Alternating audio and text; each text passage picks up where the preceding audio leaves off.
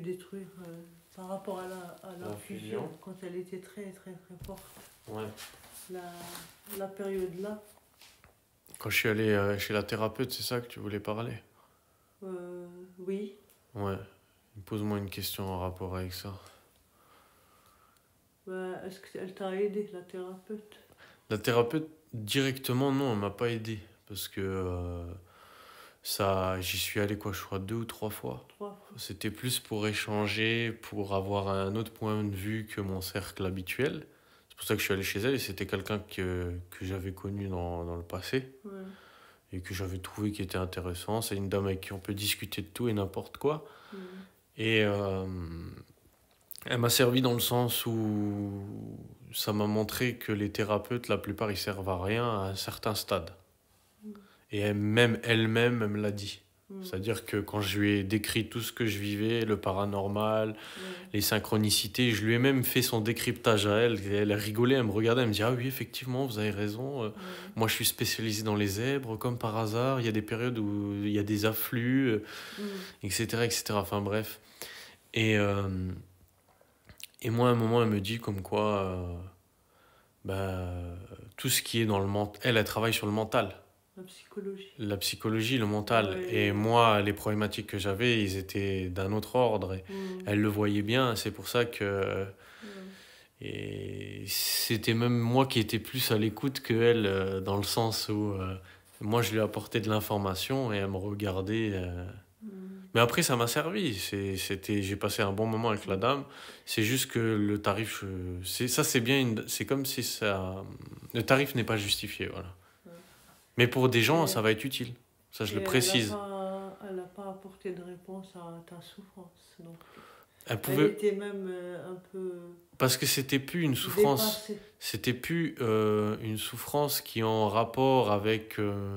la fusion. Non, mais oui, c'était une souffrance par rapport à la fusion. C'était une fusion où tout a éclaté dans ta vie. Le sport, les... Mais après, tu peux pas... Elle pouvait... Professionnel, amoureux, amical, tout ça. Elle pouvait pas me donner une réponse à cette souffrance avec des livres de psychologie ou avec des théories, des choses très terre à terre. Ça ne marche pas comme ça. Parce que là, il n'y a pas... il y avait tout qui a été vu au niveau émotionnel, au niveau sentimental. Même si ça m'a permis d'exprimer, ça je crache pas dessus, ça m'a permis d'exprimer des choses avec elle que... Voilà, on a abordé des sujets, mais c'était plus comme quand tu vas au café, tu vois, même tu discutes. Dit, même elle m'a elle a appris des choses avec ouais, elle a appris beaucoup de choses avec moi. Et puis, des choses différentes qu'elle n'avait pas connues auparavant. Voilà. C'est bien. Mais après, les thérapeutes, ils peuvent servir pour certaines... Oui, elle sert aux personnes qui sont, par exemple, très dans le mental, très dans la compréhension, je sais pas, tu prends Freud, tu prends Jung, c'est des étapes, tout ça. Et ça a sa place, mais après, je pense que maintenant, vu que les choses vont s'accélérer, il y a des gens, il va falloir qu'ils comprennent que un thérapeute n'a pas la science infuse et a des limites. Il n'y a pas de solution après, à l'extérieur. Après, les thérapeutes qu'on parle, ça, il y a plusieurs types de thérapeutes, parce que ça peut être connoté, ce que je dis. Tu vois. Il y a des gens qui sont vraiment utiles. Par exemple, ceux qui font des satsangs, ceux qu'on a vus, certains conférenciers, ils ont une vraie utilité, mais eux, ils ne travaillent pas à partir du mental. Ils ne viennent pas soigner le mental. Ouais. Et puis, ouais.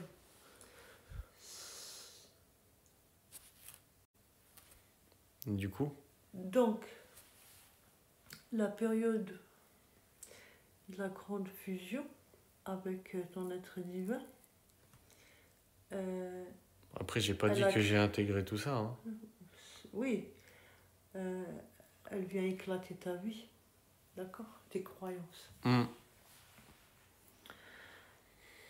Toi, t'as cherché à l'extérieur des solutions. D'accord? Ouais.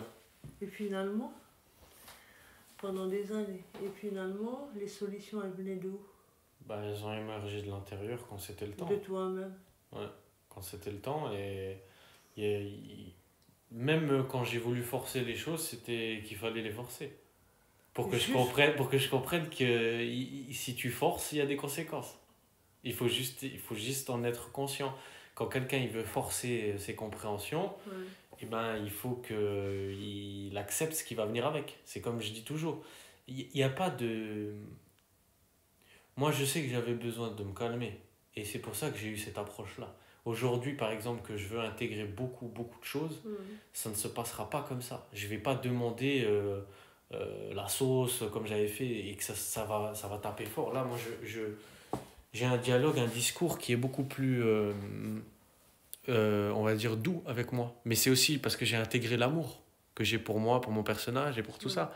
Parce que quelque part, quand tu veux forcer les choses, je parle surtout dans ton intériorité, c'est un manque de reconnaissance et un manque d'amour envers soi. Sinon, tu fais pas ça.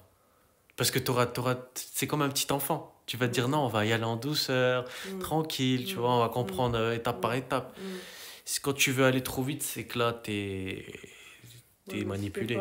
C'était pas facile non plus pour toi. Hein. C'était tellement puissant, tellement fort. Mais c'est à la hauteur de l'ego que t'as. C'est aussi ça. C'est pour ça que la conscientisation ou l'intégration, même si c'est que des mots, mais chaque personne est différent. On ne peut pas avoir quelque chose d'universel, c'est pas possible.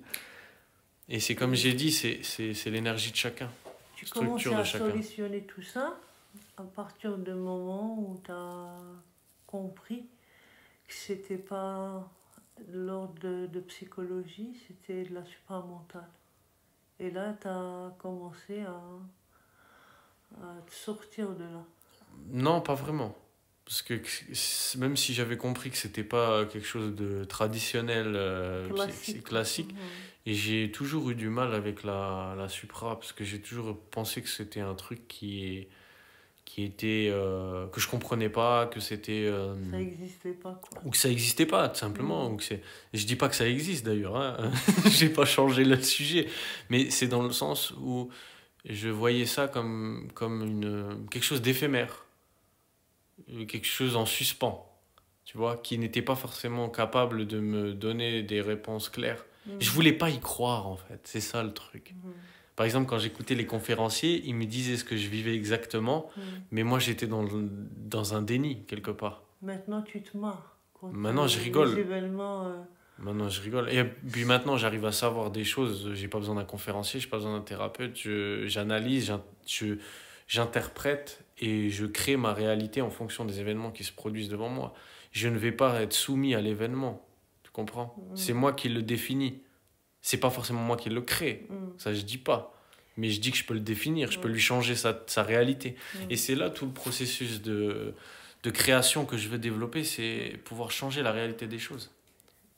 Sa réalité. Oui, les événements ne s'accrochent plus chez toi, ça glisse. Si, ça s'accroche encore. Un peu. Ça s'accroche, mais ça se gère. C'est comme je t'ai dit, pour le moment, c'est dans une gestion. Et je sais que par la suite, ça sera une automatisation et même un effacement. Il y aura des trucs ça glissera même pas. Ça sera comme tu sais, un petit peu de vent. Tu remarques même pas. Pour le moment, il y a ce travail qui se déroule. Mais ça m'a dit qu'à un moment, ça se verra même pas. Ça demandera pas d'énergie.